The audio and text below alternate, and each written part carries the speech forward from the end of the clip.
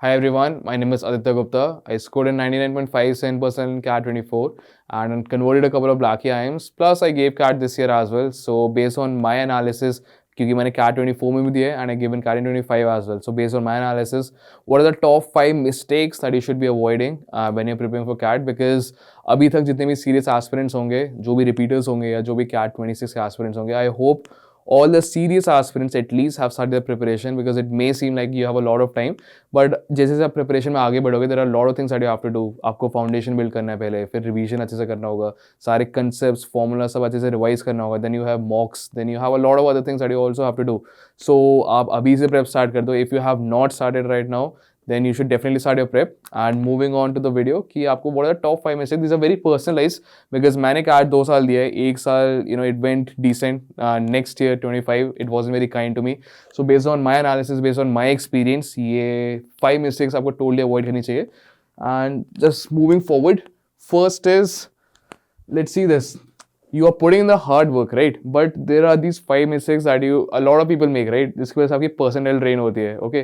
So what's written over here? Most aspirants work hard, but invisible strategic leaks drain their percentile. So these are the 5 mistakes which I believe आपकी percentile बहुत अच्छी भी ला सकती है और बहुत कम भी कर सकती है. So you should definitely अच्छे से लिख के रख लो, maybe save this video और एनीथिंग, एंड अच्छे से याद रखना what is this 5 mistakes and just start working on them as soon as possible. Okay, so first is mistake 5, the endurance trap. ऐसा नहीं है, a lot of students they what they do is वो एक दिन में 5 घंटे पढ़ लेंगे, then for the next 2-3 days वो नहीं पढ़ेंगे, फिर एक दिन में 10 घंटे पढ़ लेंगे, देन नेक्स्ट 3-4 डेज वो नहीं पढ़ेंगे, right? So this is not what you have to do. CAT is an endurance game. तो what is given over here कि 3 hours logged in, focus and consistency, right? 3 hours if you have to study for let's say 10 hours or let's say 12 hours, right? अगर आपको 12 घंटे पढ़ना है, so it is better to do study 3 hours for 4 days rather than studying 12 hours in 1 day, then next के आपके 3 days आप छोड़ दो. ऐसा नहीं करना है. So consistent रहो daily, even if you are studying for like let's say half an hour, 1 hour, आपको कभी टाइम नहीं मिल रहा है पढ़ने का, then even then try to put in at least half an hour का. आपने कोई आरसी पढ़ लिया, कोई आर्टिकल पढ़ लिया, या फिर आपने हाफ एन आवर में 1 या 2 आरसी सॉल्व कर लिया और एक एलआईडी सेट सॉल्व कर लिया और लाइक 10-15 कॉन्वर्सेशन सॉल्व कर लिया, right? So try to do that. ऐसा नहीं कि आपने एक दिन बिल्कुल ही छोड़ दिया. May B on some days you can leave, but try to be consistent, daily prep karo, and that is what's gonna get you ahead. Okay, CAT is a consistency game, not an endurance contest, right? Weekly targets is much better than daily hours. A lot of students have this doubt as well कि मेरा भी पहले ये doubt होता था कि मैं daily कितने सेक्शंस पढ़ूँ, मैं डेली बीआरसी भी पढ़ूँ, मैं डेली डीएलआर भी पढ़ूँ, मैं डेली क्वांट्स भी पढ़ूँ, मैं डेली दिन में कितने सेक्शंस पढ़ूँ. सो उससे बेटर है, डेली टारगेट्स रखने से बेटर है कि आप वीकली टारगेट्स रखो. मुझे इस वीक नंबर सिस्टम का ये टॉपिक कंप्लीट करना है, मुझे फैक्टर्स कंप्लीट कर लेना है, डीएलआर में मुझे अरेंजमेंट्स कंप्लीट कर लेना है, या वीआरसी में मुझे इस टाइप के जॉनर के सारे आरसीज कर लेने हैं, और लाइक सेट अ नंबर कि मुझे वीकली 100 कौन क्वेश्चन कर लेने हैं, या फिर वीकली मुझे 20 डीएलआर सेट्स कर लेने हैं, right? So keep a weekly target. वो आपको ज़्यादा ईजी भी पड़ेगा टारगेट सेट करना, अचीव करना, एंड उसको अच्छे से मेजर भी करना. Daily hours is good, daily hours डालना, डेली टारगेट्स रखना भी अच्छा है, but still if you keep weekly targets you will have more ease in managing your weekly targets, I mean, right? And talking about daily targets, अगर आपको daily ही practice करनी है, आपको डेली तीनों सेक्शंस आउट ऑफ टच नहीं करना है तीनों सेक्शन से, सो वी हैव आईकॉन्डा के डेली टारगेट्स. इसमें आपको डेली यू गेट क्वालिटी 5 कॉन questions, you get 1 RC and a couple VA questions and a DLS set daily, right? So ये आपको डेली टारगेट्स हैं, these are free for you, तो आप daily attempt कर सकते हो इन्हें. And let's say you miss 1 day, जैसे कि आपने आज डेली टारगेट्स दिए, तो उसका एनालिसिस आपको सिर्फ आज ही मिलेगा, कल नहीं मिलेगा उसको. सो ये आपकी एक अकाउंटेबिलिटी क्रिएट करता है कि आज कम से कम मैंने 5 कॉन क्वेश्चन सॉल्व कर लिए, कम से कम मैंने एक DLS सेट सॉल्व कर लिया, and I have solved a couple of this thing VRC questions, right? So this daily target is a really good thing which you can do. Plus इसमें leaderboard भी है, streaks होते हैं, so you can visit this. अगर आपको ये check out करना है, there is a link in the description, जो आप आराम से जाके देख सकते हो. उसमें डेली टारगेट्स आपको कैसे करने हैं और कैसे आप you can just log through it. Okay, then mistake 4 is the inverted tip. What is this? कि PYQs are very very important. What are PYQs? Previous year question papers, right? तो 25 में जो क्वेश्चन आए हैं, 24 में जो आए हैं, सबके VRC, DLR, दिस थिंग कौन सबके. तो ऐसा नहीं करना है कि आप प्रिपरेशन स्टार्ट कर रहे हो और डायरेक्टली आप PYQs पे कूद गए. ऐसा नहीं करना है. This is what's given over here, this is inverted, right? ऐसा नहीं कि आप पहले PYQs कर रहे हो फिर उसके बाद बेसिस पे जा रहे हो. What you have to do is first of all fundamentals को अच्छे से करो. उसके बाद मीडियम प्रॉब्लम जो भी आपकी DPPs होती हैं, असाइनमेंट्स होते हैं, जैसे आईकॉन्डा में आपको डेली टारगेट्स मिलते हैं, टॉपिक टेस्ट मिलते हैं, असाइनमेंट्स मिलते हैं, क्लासेस में जो भी क्वेश्चंस होते हैं, राइट, उनको सॉल्व करो, फिर उसके बाद लास्ट में PYQs रखो. The top of the pyramid should be PYQs, right. But those are very important, very sacred. आप उन्हें अच्छे से करोगे because most of the question that come in your CAT paper, CAT 26 में भी जो आएंगे, a lot of question would be based upon the PYQs, right. उनका कंसेप्ट वगैरह बहुत सेम हो सकता है. तो PYQs को एकदम सीक्रेट रखो, उन्हें सबसे लास्ट में करो. सबसे पहले फंडामेंटल्स पे काम करो, फिर आपके पास जो भी प्रैक्टिस क्वेश्चंस वगैरह होते हैं वो करो, उसके बाद लास्ट में PYQs करो, right. Do not directly jump on to PYQs. पहले अच्छे से करो, फंडामेंटल्स और प्रैक्टिस हो गई, उसके बाद now test yourself without seeing the solution, फिर आप PYQ अटेम्प्ट करो. PYQ को अगर आप इस मॉक के फॉर्मेट में दे पाओ तो that is even better, so that आपको एक आइडिया लगेगा, अच्छा अगर मैं कैट 24 दे रहा होता या दे रही होती तो मेरे एक्चुअल में कितने मार्क्स आते. अगर आपने मान लो क्वांट्स के ऑलरेडी सारे PYQs अलग अलग कर रखे, you haven't given in a mock, right, तो आपको ऑलरेडी सबके आंसर पता होंगे. तो अगर आप मॉक देने जाओगे तो आपको लगेगा ये तो मैंने कर रखे हैं, मुझे आंसर याद है, ठीक है. तो don't do that. If you can try to solve PYQs in a mock format, may be sectional दे सकते हो या may be full length mock दे सकते हो. Okay, so this is about that.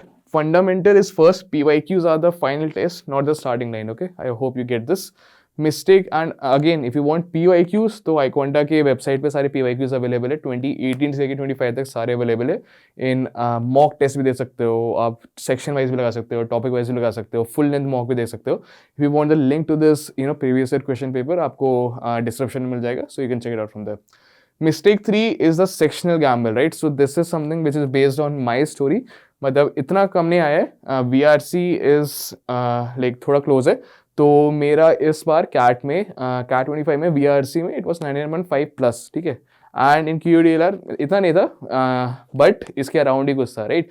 तो वही बात है कि, और जैट में क्या हुआ कि मेरे QADI में 99.7 प्लस आ गए, बट मेरे VLR में मतलब इतने नहीं थे, बट इसके अराउंड ही कुछ थे, right.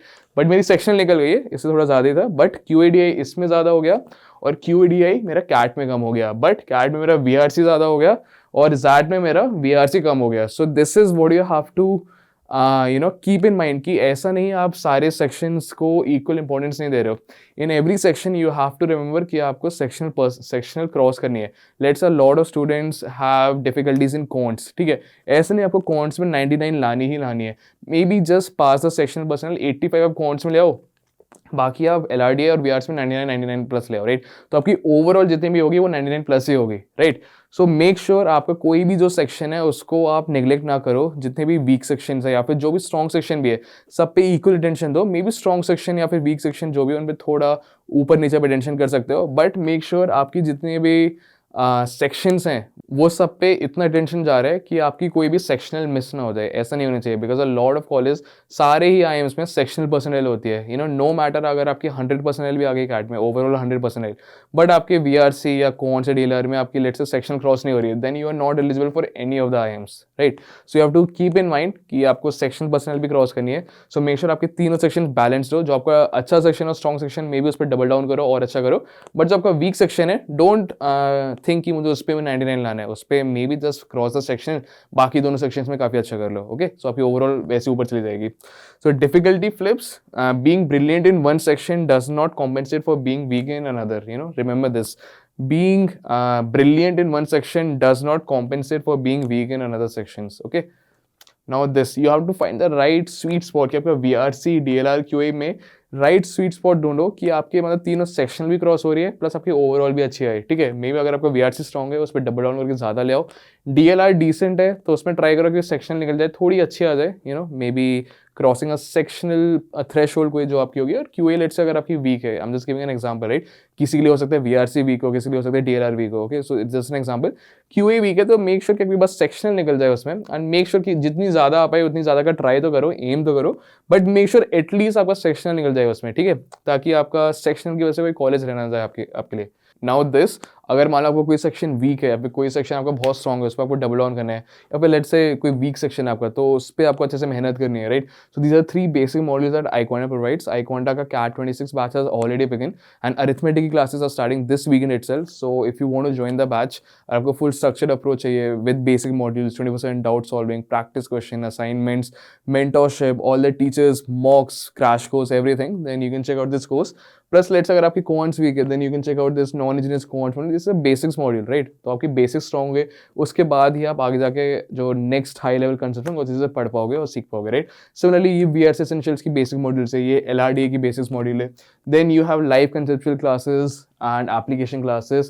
Application classes are a very new thing. It's like an X factor which iConda provides, which you can maybe know more about through the description. Description maybe is course का पूरा link है, so you can maybe go and check it out from there. And I hope CAT 26 के सारे aspirants ने start कर दी होगी prep, और जिन्होंने नहीं करी, you should definitely check out the course. अगर आप self study भी कर रहे हो, then also there are a lot of free material that we provide in the WhatsApp group.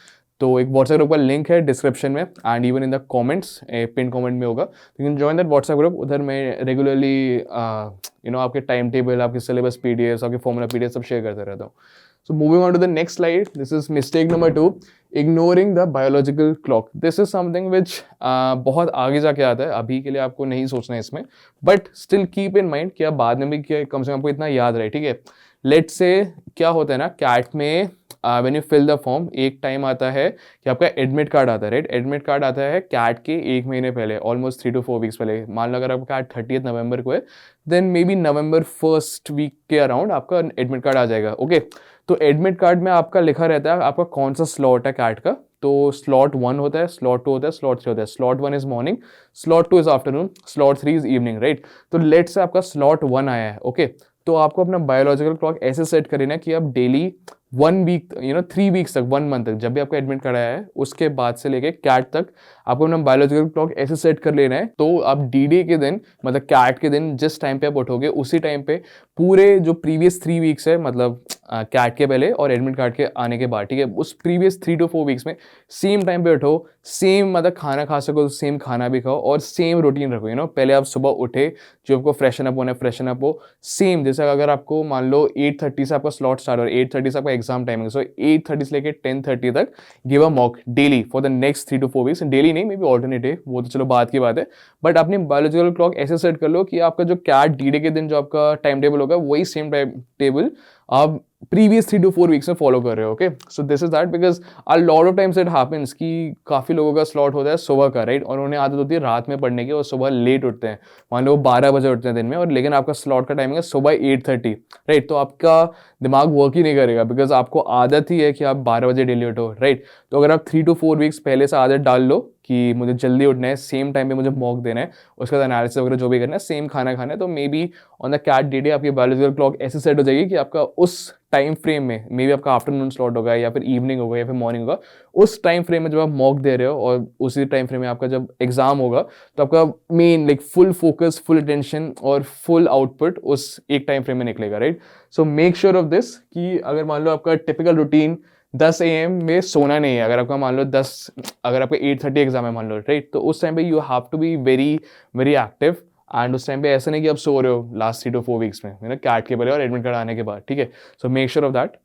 And then like again that's what I said कि आप जो 3 to 4 weeks होंगे एडमिट कार्ड आने के बाद, बहुत आगे की बात है, उधर नवंबर की बात है, बट स्टिल रिमेंबर दिस, ठीक है? तो आपको अपनी बायोलॉजिकल क्लॉक ऐसे सेट करनी है कि आप डेली उस टाइम पे उठो, उसी टाइम पे मॉक दो, अच्छे से एनालाइज करो, सेम खाना खाओ, right? So that really helps a lot. This is a very small thing, but it effects a lot. बहुत ज़्यादा इफेक्ट है इसका आपकी percentile.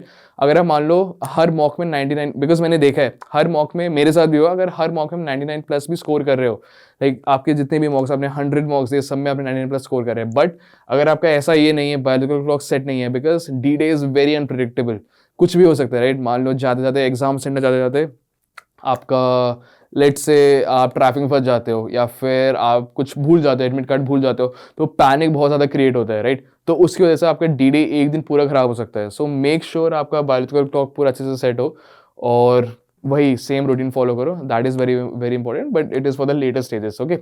Now mistake number 1, the most important mistake which I will tell is the mock trap, ठीक है?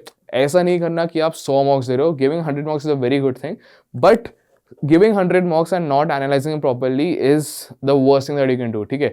100 marks को देना और उसे एनालाइज नहीं करना से बेटर है कि आप 10 marks दो, बट उसे अच्छे से 3-4 घंटे लगा के अच्छे से एनालाइज करो. That is very very important. Like you can see from the graph over here, आप कम marks दो, बट marks को अच्छे से डीप एनालाइज करो. ये काफ़ी बेटर है rather than giving 100 marks with no analysis, because आप एकदम स्टैग्नेंट रहोगे. जब तक आप एनालिसिस नहीं करोगे उसका अच्छे से, तब तक आपका अच्छे से इंप्रूवमेंट नहीं होगा. And giving 100 mocks is also not a good thing, because इससे काफ़ी बर्नआउट हो सकता है. So the sweet spot which I say is 30 plus, around 30, 40, 45, 50 तक, that is the sweet spot. ठीक है. So you can definitely refer to this कि mocks बहुत ज़्यादा नहीं देने, और अगर मैं दे रहा हूँ मॉक या दे रही हूँ तो एटलीस्ट उसको एनालिसिस में मैं 4 to 5 आवर्स लगाऊँ. एंड मॉक्स आपको देने कब है, जब मान लो आपका सिलेबस 30, 40 में भी 50% कंप्लीट हो जाए, तब सिलेबस देना. डू नॉट वेट कि मेरा जब 100% सिलेबस कंप्लीट होगा तभी मैं मॉक दूंगा, बिकॉज इसका वेट करते करते बहुत आगे तक टाइम निकल जाता है, फिर मॉक्स देने के लिए बहुत कम टाइम बचता है. सो मेक श्योर अगर 40-50% सिलेबस हो गया, then you start giving mocks, right. Very very important.